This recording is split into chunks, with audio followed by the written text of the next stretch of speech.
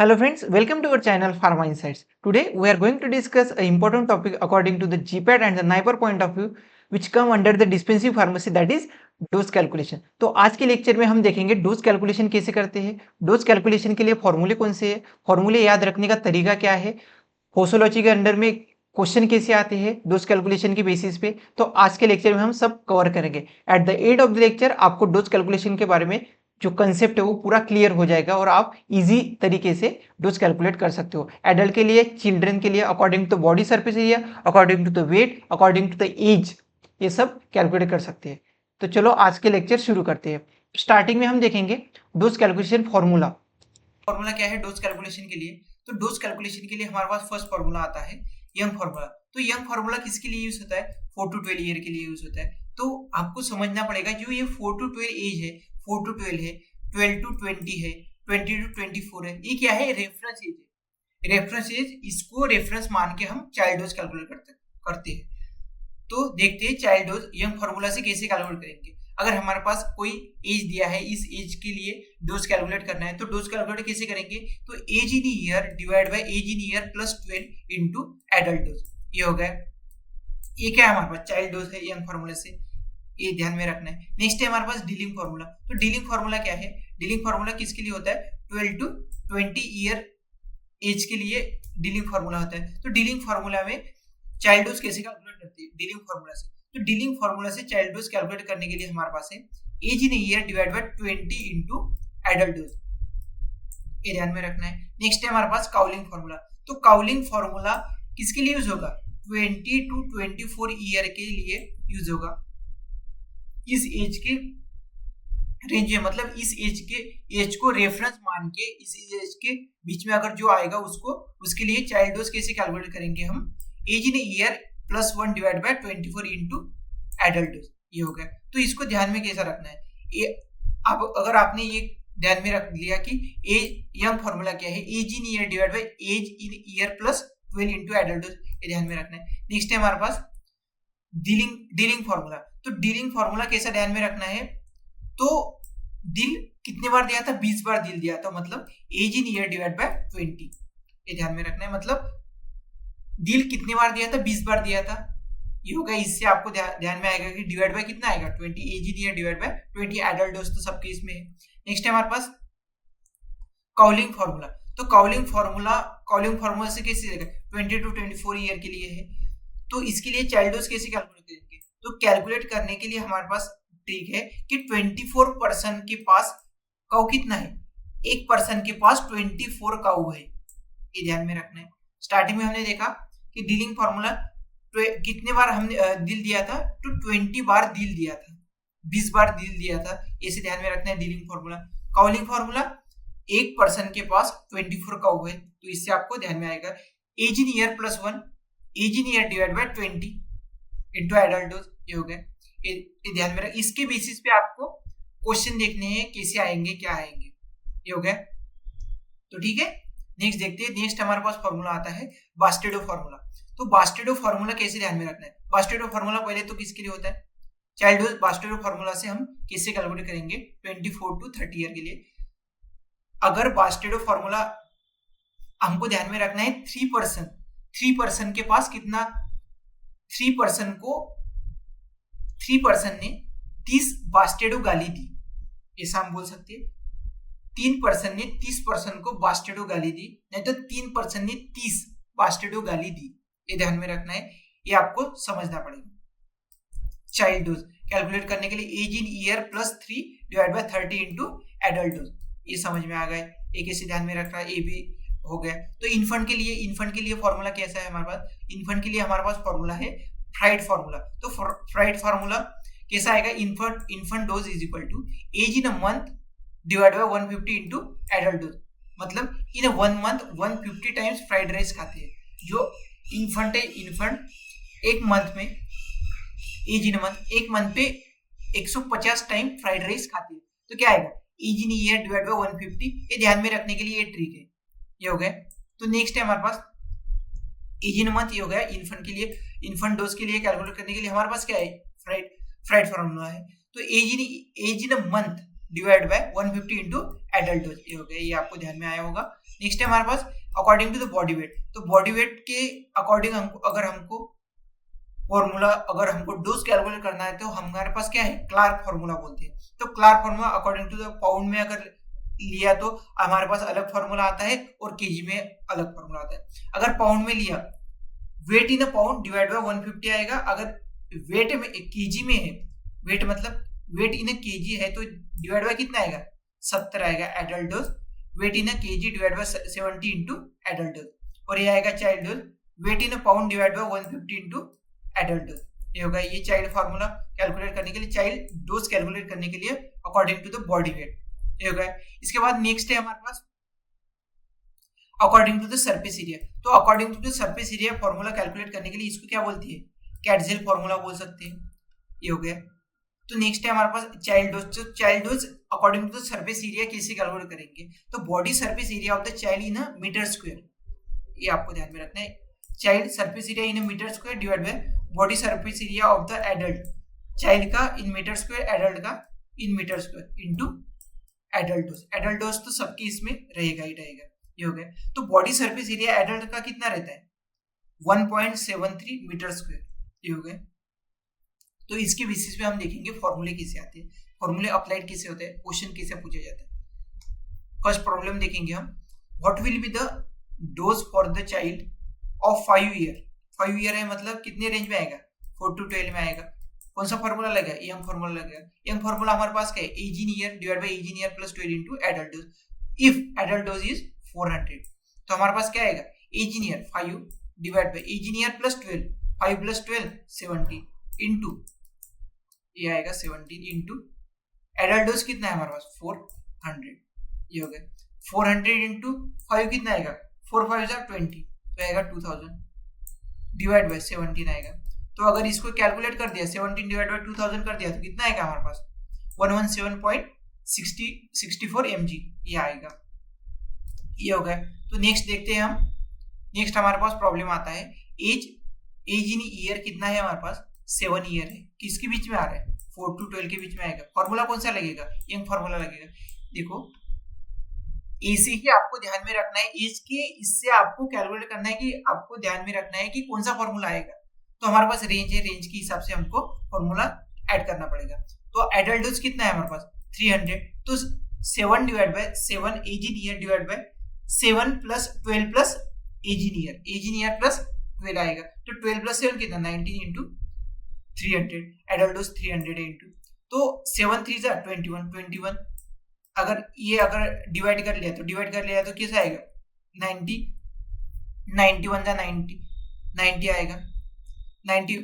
तो हमारे पास कितना है 91 जा 90, कैरी कितना रहेगा, कैरी रहेगा हमारे पास ये देखो 90 डिवाइड बाय अगर हम दिया 2100 कर दे 91 जा 90 कितना रहेगा हमारे पास 20 ले लिया 91 जा 90 कितना रहेगा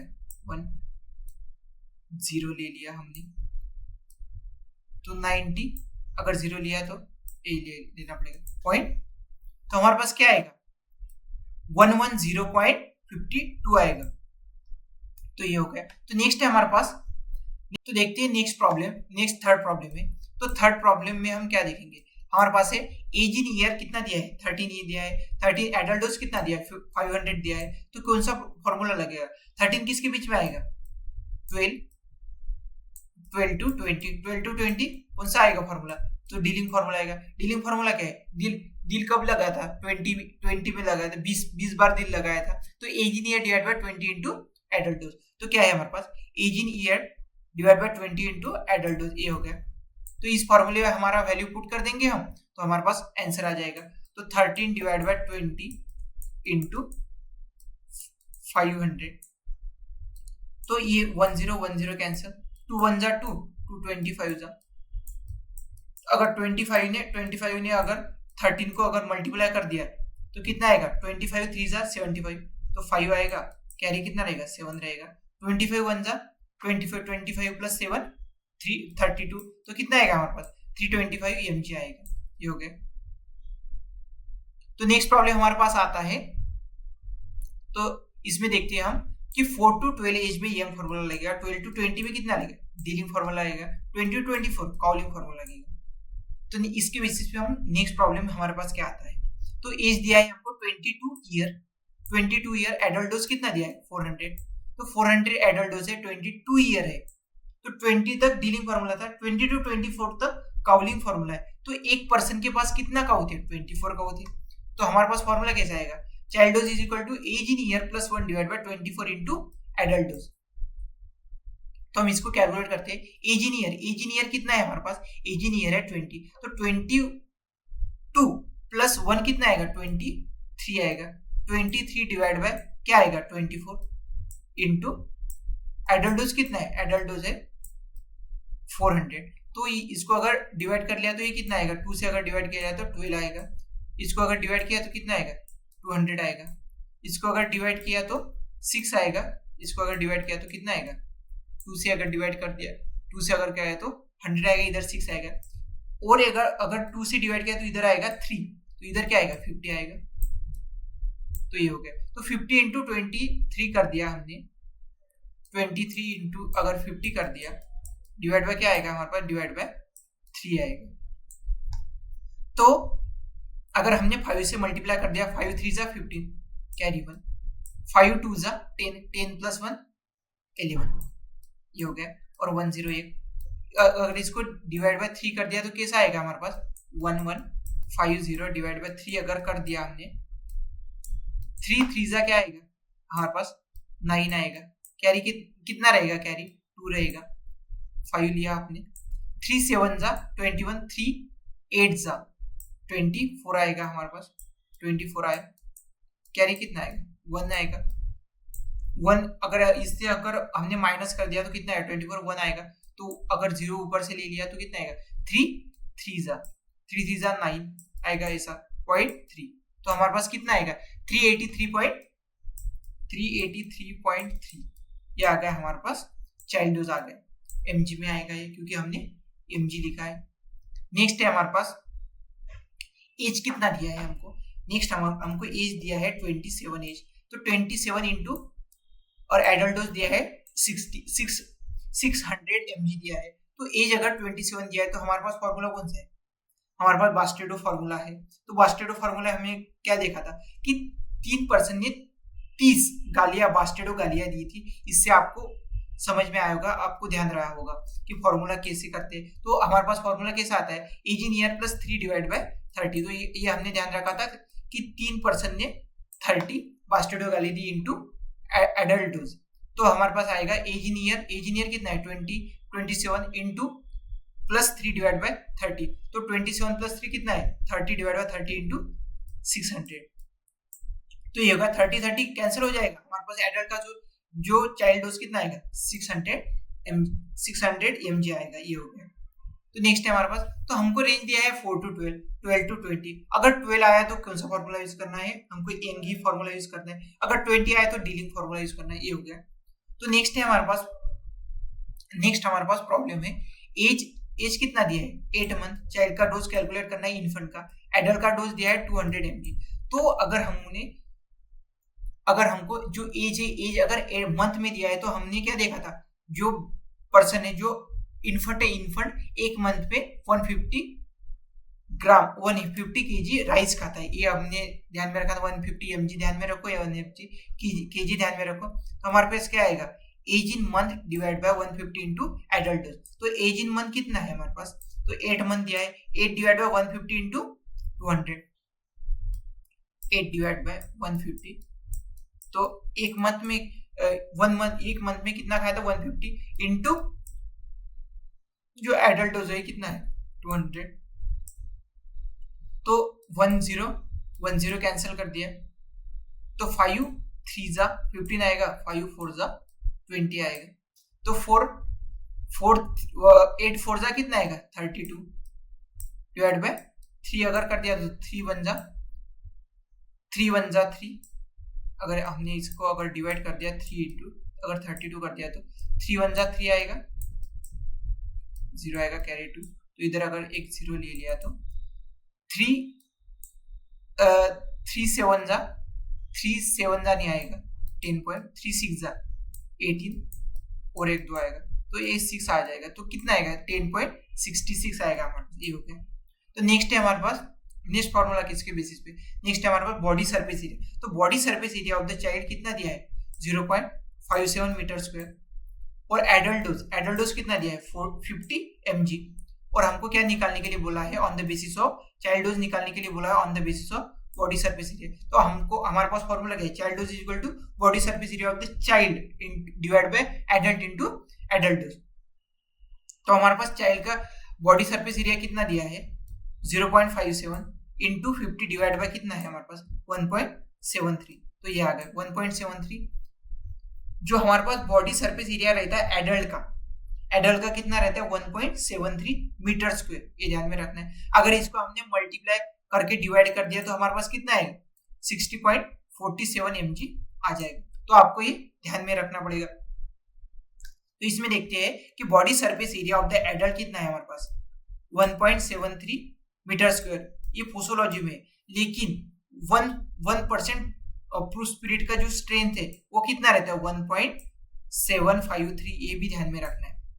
ये अगर आपको पूछ लिया है तो ऐसा क्वेश्चन पूछा था कि body surface area of the adult कितना है, तो हम कंफ्यूज होते हैं इसमें, तो हमको ध्यान में रखना है 1.73 फोसोलॉजी में आएगा और प्रूफ स्पिरिट 1% उसमें क्या आएगा 1.753 आएगा, वो जो यूनिट है वो अलग रहता है, ये आपको ध्यान में रखना होगा।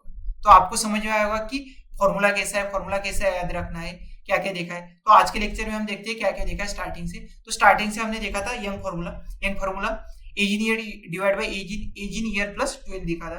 डीलिंग फॉर्मूला कितने बार दिल लगा था 20 बार, तो age in year divide by 20 आएगा।